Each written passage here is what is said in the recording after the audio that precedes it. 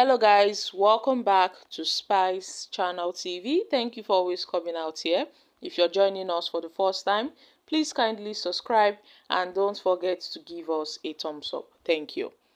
As the 2027 general election draws closer, opposition parties and dissatisfied members of the ruling All Progressive Congress are intensifying their behind-the-scene consultations, strategizing to form a formidable coalition against President Bola Ahmed Tinubu's administration. Some key political stakeholders from the north and the south, including opposition parties, APC defectors, and civil society groups, are engaged in talks to establish a united front.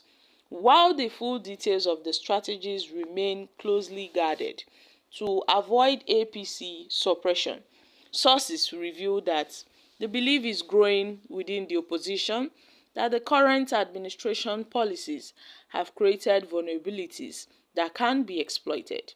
Northern stakeholders in particular are leaning towards a coalition aimed at unseating President Bola Ahmed Tinubu, citing the negative impact his administration policies have had on their region. Barely 2 years into Tinubu's tenure, Nigerians have faced a lot, and here we have Nigeria's political heavyweights making moves for 2027. The usual suspects are back at the drawing board. These guys are forming coalition. These guys are rekindling old alliances, all with one goal: to dethrone the ruling All Progressive Congress.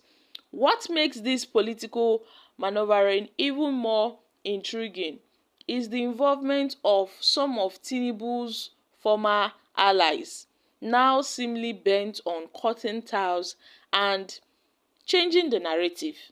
According to a report by Nigerian Tribune, the SDP presidential candidate Adebayo Adewale argues that Nigeria doesn't need a new political party to remove Tinubu. What the country needs, he insists, is a complete shift in mindset. In his view, swapping parties without changing the political culture would just be an exercise in futility.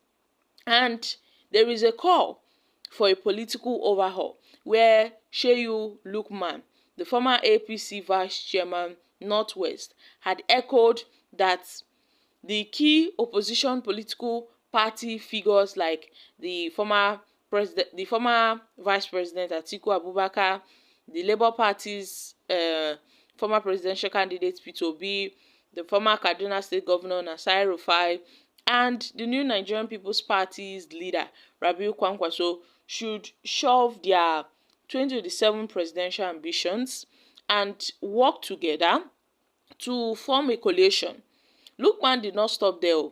He also called on the former APC stewards like Rotimi Amechi, Kayode Fayemi, and Aminu Tambuwa to join forces with Atiku and Obi and prioritize party building over personal aspirations. In his view, the political class has largely failed in presenting credible alternatives, and without real groundwork, the opposition ambitions will crumble before they even take off. Now, the justin for the 2027 elections is already heating up. Reports indicate that Atiku Abubakar recently paid a visit to Dahiru Ahmed, popularly known as Binani, the APC governorship candidate in the 2023 Adamawa State election. This meeting in particular has fueled, speculations about a broader opposition coalition in the making, with Tinubu's critics growing louder and internal party rifts deepening. Political realignments are becoming inevitable. We don't really know, what will happen in the coming years, but then with former alliances, with former allies, former friends turning into rivals, and fresh alliances emerging, the road to 2027 is shaping up to be a high-stake battle. The question is, will the opposition parties manage to put their egos aside and present a united front? Because when you go to the Labour Party, they will say they are the best party, they cannot step down for any other political party. If you go to the NNPP will say they are very well known. Meanwhile, we know that they are only known in Kano. When you go to the PDP, they claim they don't have crisis amongst them, that they are united. Meanwhile, within them, they are having issues. Or will history repeat itself? Because in 2023, most of these political parties were talking about forming a coalition. But one thing led to another, they couldn't form the coalition.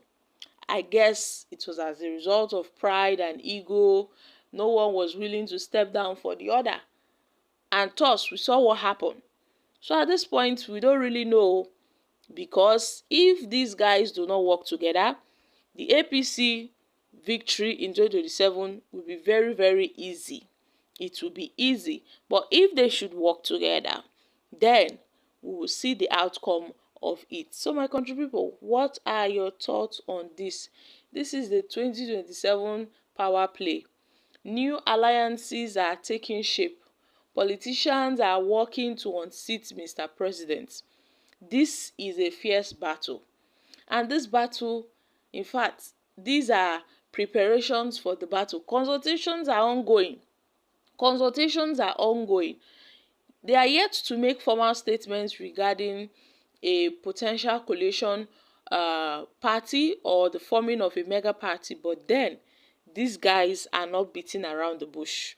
We know the likes of El-Rufai, Rotimi Amechi, other persons. What of Arigbesola, Peter Obi, Bukola Saraki, Aminu Tambuwa, and other persons? These guys are back, and they are saying they want to do, something to remove the APC from power, probably by forming a coalition and, potentially dropping their ego, their pride, just to remove Mr. President Bola Ahmed Tinubu. So my country people, what are your thoughts on this? But then some persons have also advised that forming a coalition, forming a mega party without removing this INEC chairman might be a waste of time, because if our electoral system is not reformed, then history might repeat itself again.